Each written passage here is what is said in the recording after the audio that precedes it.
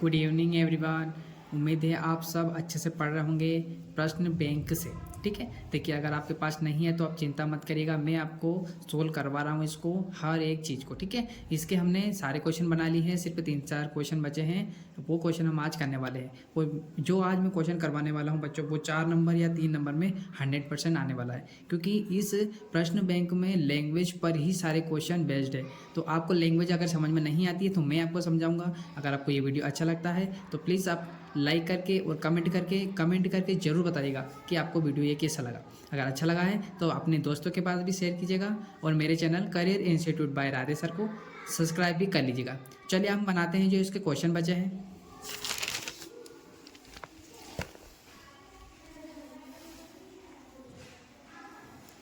देखिए बच्चों, आज हम बनाने वाले हैं 14 क्वेश्चन, है ना। 14वां क्वेश्चन मोस्ट टाइम पे इसलिए है कि इसमें देखो इतना बड़ा क्वेश्चन दिया है और इसमें पढ़ना तो ठीक है, पर आपको समझ में भी आना चाहिए कि क्या कैसे क्या लिखना है। ठीक है, तो चलिए मैं आपको पढ़ के सुनाता हूँ। मैं जैसे ही पढ़ूंगा आपको सबको समझ में आ ही जाएगा। कैसे देखिएगा, एक माँ और उसकी 2 पुत्रियाँ हैं, तो लोग कितने हो गए 3। एक माँ है 2 पुत्रियाँ हैं, मतलब कितने लोग हैं ये 3 लोग हैं, और एक कमरे का निर्माण करना चाहते हैं।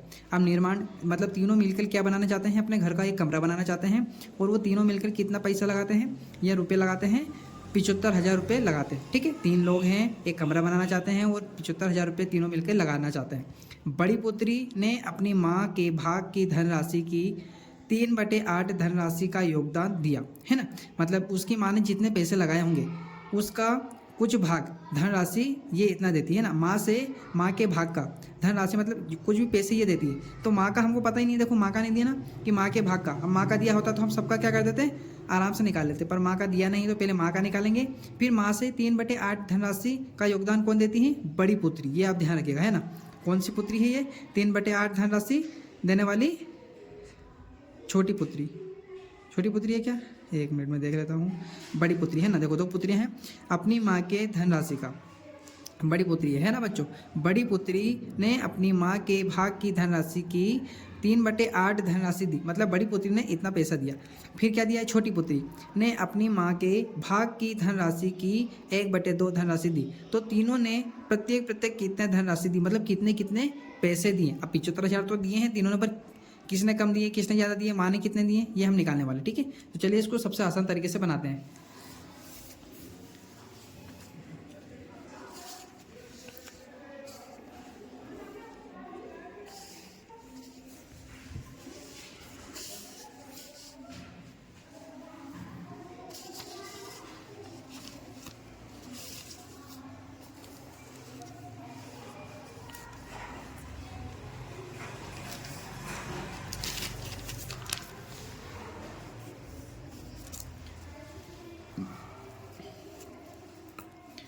चलिए बच्चों, तो क्वेश्चन बनाते हैं। आपका कौन सा है, 14वां क्वेश्चन है आपका। ठीक है, अब देखो बच्चों, इसका आंसर बनाने से पहले इसमें हमने अच्छे से पढ़ लिया है, आपको समझ में भी आया होगा। अब इसमें हम मानना पड़ेगा। देखो क्या मानेंगे कि माँ का हमको दिया है कि माँ ने कितने पैसे लगाए, नहीं, तो हम लिखेंगे माना माँ के द्वारा लगाई गई, है ना, लगाई गई धन राशि, है ना, धन राशि एक्स है। एक्स मान लेते हैं, आपको अच्छा लगता है तो वाई लिख लीजिएगा आप। ठीक है, तो ये मान लिया। अब बड़ी पुत्री, है ना, देखो यहाँ 3 लोग हैं इसलिए हम तीनों का थोड़ा थोड़ा ऐसे हिंदी में लिख लेते हैं ताकि अच्छा लगेगा, है ना। तो यहाँ लिखते हैं बड़ी पुत्री, है ना, तो क्या है, बड़ी पुत्री द्वारा राशि, है ना, राशि कितनी दी है, तो देखो यहाँ पर 3/8 दिया है, तो ये लिख लेते हैं। यहाँ पर हम छोटी पुत्री का लिखते हैं। ठीक है, यहाँ पे लिखते हैं छोटी, है ना, छोटी पुत्री द्वारा, है ना, क्या है, छोटी पुत्री द्वारा लगाई गई, है ना, क्या है, लगाई गई धन राशि। ठीक है, धन राशि क्या है, 1/2 दिया है। ये उन्होंने तीनों ने मिलकर इतनी राशियां लगाई है ना। तो हमको जो है आपका माँ ने तो पता ही नहीं कि माँ ने कितने लगाया, है ना। अब हमारी इक्वेशन कैसे बनेगी बच्चों, तो देखो ये है आपकी माँ, है ना, माँ तीनों ने देखो प्लस पैसे लगाते हैं, मतलब हम 5-5 रुपये इकट्ठा करते हैं तो उसको करते क्या है, प्लस करते हैं, है ना। तो माँ और यहाँ पर बड़ी पुत्री कितनी है, 3/8, है ना। ये माँ से कितना लगाती है, 3/8, तो माँ का क्या हो जाएगा, गुणा हो जाएगा। गुणा होगा तभी तो पता चलेगा कि हाँ इससे डबल लगा कम लगा, है ना। तो ये माँ है, इसमें हमने प्लस क्यों किया, क्योंकि तीनों ने पैसे लगाए हैं। तो जो माँ से हैं, माँ से ज़्यादा कितने लगाते हैं, 3/8 ज़्यादा लगाती है, ठीक है। फिर प्लस का निशान लगाएंगे और छोटी पुत्री ने कितना लगाया है, 1/2 और x, है ना। x क्योंकि इसने भी ज़्यादा लगाया माँ से या कम लगाए, है ना, तो x से क्या होगा, गुना। अब देखो ये अपनी इक्वेशन बनी है, हमने इसको क्या बनाया है, इक्वेशन बनाया है। अब देखो माँ के बटे में कुछ नहीं है तो हम क्या लिख सकते हैं, मन से 1 लिख सकते हैं। अब इन सब का हम क्या निकालने वाले हैं, एलसीएम। और मैं आप बस देख रहे हैं, अगर आपको समझ में नहीं आता है तो आप रिपीट करके जरूर देखिएगा, आपको सब कुछ समझ में आएगा, ठीक है। ये माँ थी, ये बड़ी पुत्री, ये छोटी पुत्री, तो माँ से ज़्यादा लगा रहे ना, माँ का इतना इतना उसमें बोला है। आप क्वेश्चन एक बार और रिपीट करके देखिएगा, आपको सब कुछ समझ में आएगा। तो माँ के बटे में कुछ नहीं जाता, हमने 1 लिख लिया, तो हम क्या करेंगे, 1, 8 और 2 का क्या निकालेंगे बच्चों, हम निकालेंगे एलसीएम।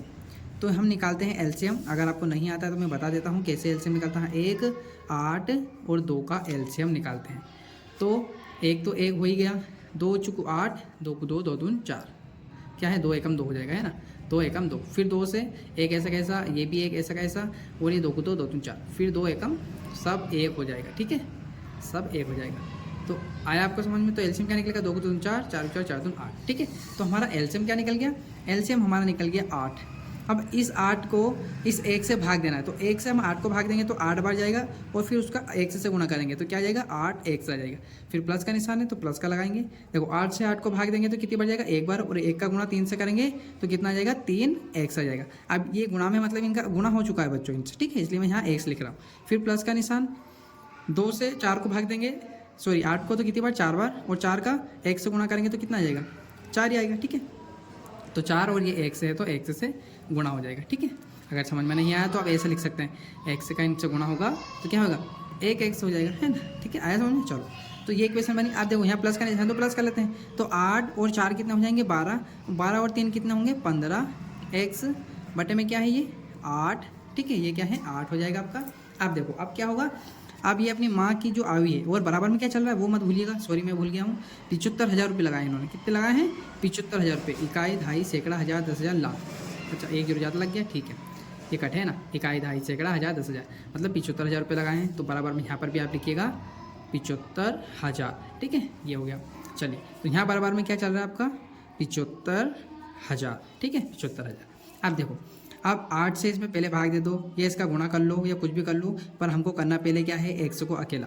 तो हम क्या करेंगे, 15 x तो यहीं रहेगा, 75,000 भी यहीं रहेगा आपका, ठीक है। अब ये जो काय में है भाग में बच्चों, तो ये कहाँ चला जाएगा, गुणा में, ठीक है। अब एक लाइन में बन गया, सिंपल हो गया। x को अकेला करते हैं, तो पहले चाहे तो गुणा कर लो या फिर इसमें भाग दे देना। तो x को अकेला कर लेते हैं, तो 75,000 गुणा में 8 और बटे में आपका क्या रहेगा, 15 आ जाएगा, ठीक है। अब इस 15 से हम क्या करेंगे, इस देखो 15 टेबल 75 आता है तो भाग दे देते हैं, 15 एकम 15, 15 5 75, कितनी बार गया, ये पूरा कट गया आपका कितना, 75, बचे कितना, 0 3, तो 3 जीरो यहाँ लगा दो, मतलब 15 की टेबल में 75,000 5,000 बार कटता है, ठीक है, ये बोल सकते हैं आप। अब यहाँ बचा क्या है, ये भी लिखना है आपको। तो देखो यहाँ पर देखिएगा x बराबर क्या बचा है, 5,000 गुणा में 8, ठीक है, नीचे तो कुछ बचे ही नहीं, तो यहाँ पर गुणा कर देते हैं। तो क्या होगा, 8 5 40, मतलब x बराबर कितना आ गया, 40,000, ठीक है, कितना आ गया, 40,000 आ गया, कितना आ गया x। तो x कौन थी, माँ, x कौन थी, माँ। तो माँ क्या हुई, मतलब माँ ने कितने पैसे लगाए थे, माँ ने लगाए थे आपके 40,000।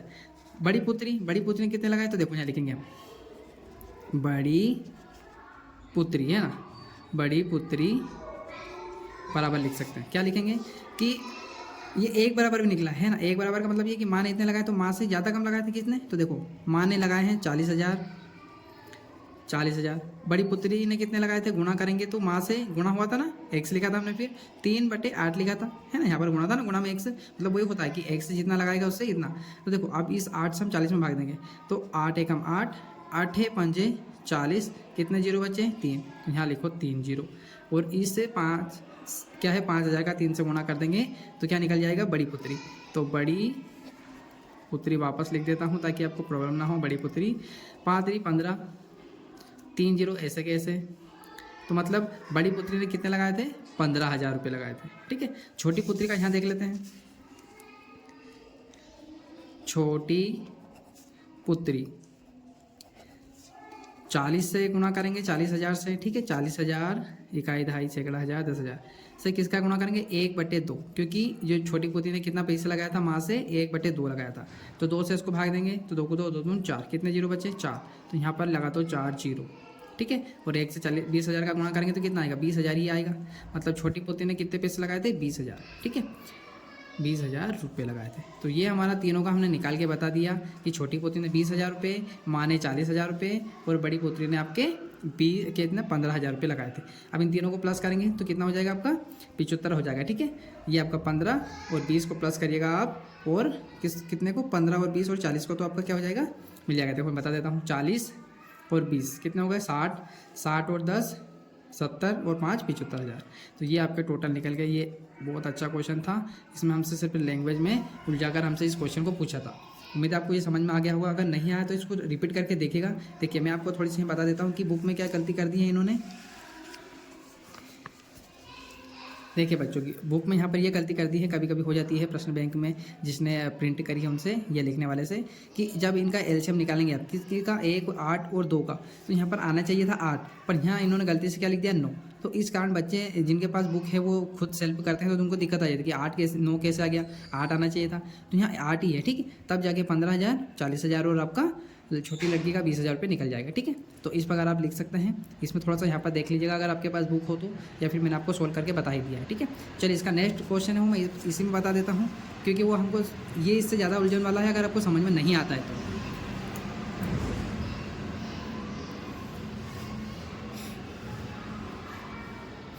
देखो क्या दिया, नीचे समीकरण मॉडल दिया गया है 5x। अब 5x का मतलब ये है कि ऐसे डब्बे आपको बनाने हैं। यहाँ 5x लिखा है तो 5 डब्बे बनाने हैं। अगर यहाँ 6x लिखा रहता तो हम 6 डब्बे बनाते हैं। 10x लिखा रहता तो 10 डब्बे बनाते हैं। इतना समझ में आया। अब यहाँ पर माइनस का हो या प्लस का हो, आपको क्या करना है, यहाँ 6 लिखा है ना, माइनस का 6, तो माइनस के निशान ऐसे 6 बार लिख देने हैं। ठीक है, इतना समझ में आया कि नहीं? ये हमको यहाँ से दर्शाता है।